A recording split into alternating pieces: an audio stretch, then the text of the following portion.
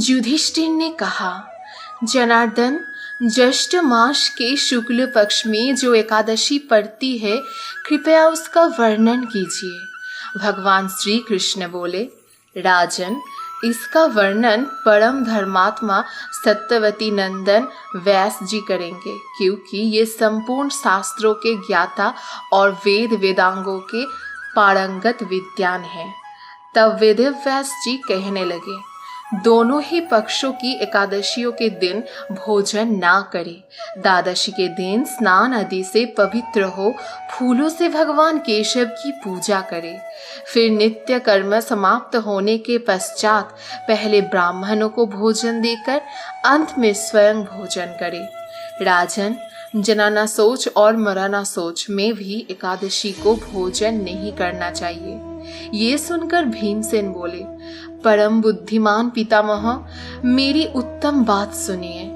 राजा युधिष्ठिर, माता कुंती, द्रौपदी, अर्जुन तथा नकुल और सहदेव ये एकादशी को कभी भोजन नहीं करते तथा मुझसे भी हमेशा यही कहते हैं कि भीमसेन, तुम भी एकादशी को ना खाया करो।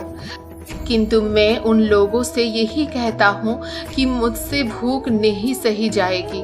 भीमसेन की बात सुनकर व्यास जी ने कहा, यदि तुम्हें स्वर्गलोक की प्राप्ति अभिष्ट है और नरक को दूषित समझते हो तो दोनों पक्षों की एकादशियों के दिन भोजन ना करना।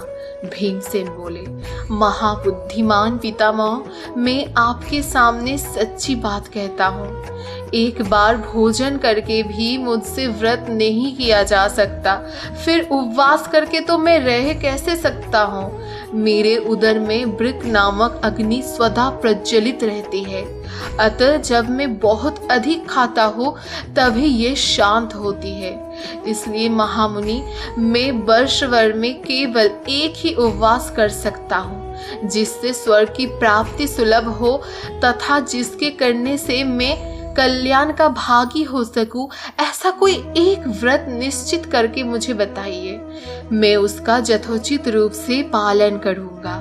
व्यास जी ने कहा, भीम, ज्येष्ठ मास में सूर्य वृष राशि पर हो या मिथुन राशि पर, शुक्ल पक्ष में जो एकादशी हो उसका यत्न पूर्वक निर्जल व्रत करो। केवल कुल्ला या आचमन करने के लिए मुख में जल डाल सकते हो। उसको छोड़कर किसी प्रकार का जल विद्वान पुरुष मुख में ना डाले, अन्यथा व्रत भंग हो जाता है।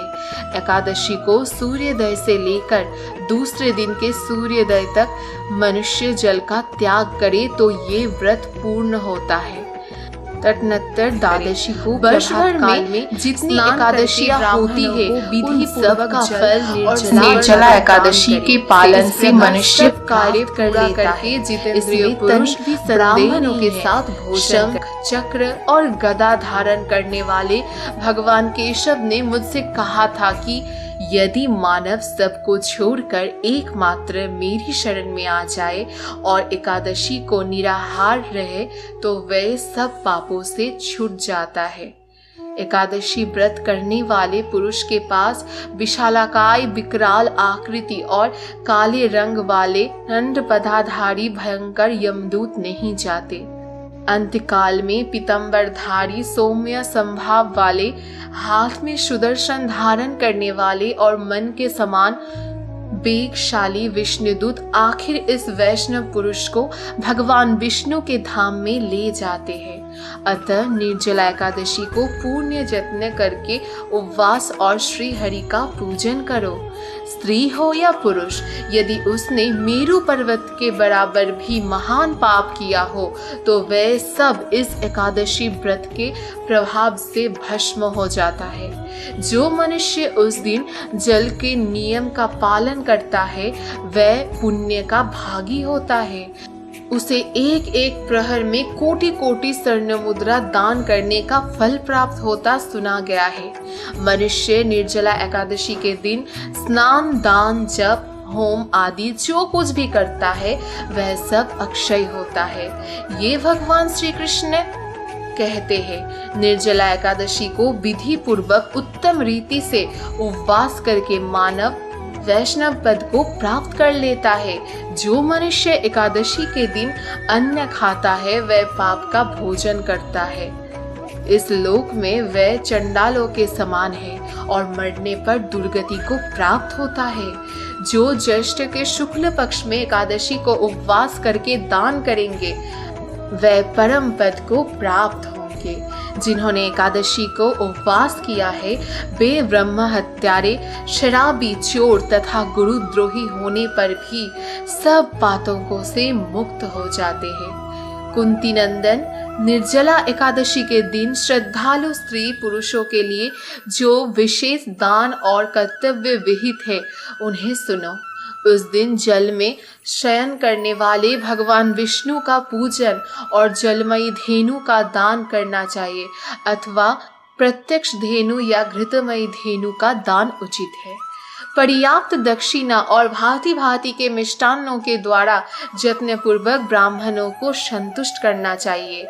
ऐसा करने से ब्राह्मण अवश्य संतुष्ट होते हैं और उनके संतुष्ट होने पर श्री हरि मोक्ष प्रदान करते हैं। जिन्होंने सम, दम और दान में प्रवृत्त हो श्री हरि की पूजा और रात्रि में जागरण करते हुए इस निर्जला एकादशी का व्रत किया है, उन्होंने अपने साथ ही बीती हुई 100 पीढ़ियों का और आने वाले 100 पीढ़ियों को भगवान वासुदेव के परम धाम में पहुंचा दिया है। निर्जला एकादशी के दिन अन्न, वस्त्र, गो, जल, बिस्तर, सुंदर आसन, कमंडलू तथा छाता दान करने चाहिए। जो श्रेष्ठ तथा सुपात्र ब्राह्मण को जूता दान करता है वह सोने के विमान पर बैठकर स्वर्गलोक में प्रतिष्ठित होता है। जो इस एकादशी की महिमा को भक्ति पूर्वक सुनता अथवा उसका वर्णन करता है वह स्वर्गलोक में जाता है। चतुर्दशी युक्त अमावस्या को सूर्य ग्रहण के समय श्राद्ध करके मनुष्य जिस फल को प्राप्त करता है वही फल उसके श्रवण से भी प्राप्त होता है। पहले दंत धावन करके ये नियम लेना चाहिए कि मैं भगवान केशव की प्रसन्नता के लिए एकादशी को निराहार रहकर आचमन के सिवा दूसरे जल का भी त्याग करूंगा। द्वादशी को देवेश्वर भगवान विष्णु का पूजन करना चाहिए। गंध, धूप, पुष्प और सुंदर वस्त्रों का विधि पूर्वक पूजन करके जल के घड़े के दान का संकल्प करते हुए निम्नांकित मंत्रों का उच्चारण करें। देव देव हृषिकेश संसारार्णव तारक उत्कुंभ प्रदानेन नय मां परमागतिम। संसार सागर से तारने वाले हैं देव देव ऋषिकेश। इस जल के घड़े का दान करने से आप मुझे परम गति की प्राप्ति कराइए। भीमसेन, ज्येष्ठ मास में शुक्ल पक्ष की जो शुभ एकादशी होती है उसका निर्जल व्रत करना चाहिए। उस दिन श्रेष्ठ ब्राह्मणों को शक्कर के साथ जल के घड़े दान करने चाहिए। ऐसा करने से मनुष्य भगवान विष्णु के समीप पहुंचकर आनंद का अनुभव करता है। तत्पश्चात द्वादशी को ब्राह्मण भोजन कराने के बाद स्वयं भोजन करे। जो इस प्रकार पूर्ण रूप से पाप नाशिनी एकादशी का व्रत करता है वह सब पापों से मुक्त होकर आनंदमय पद को प्राप्त होता है। ये सुनकर भीमसेन ने भी इस शुभ एकादशी का व्रत आरंभ कर दिया। तब से ये लोक में पांडव द्वादशी के नाम से विख्यात हुए। हरे कृष्णा हरे Krishna. Thank you for watching this video.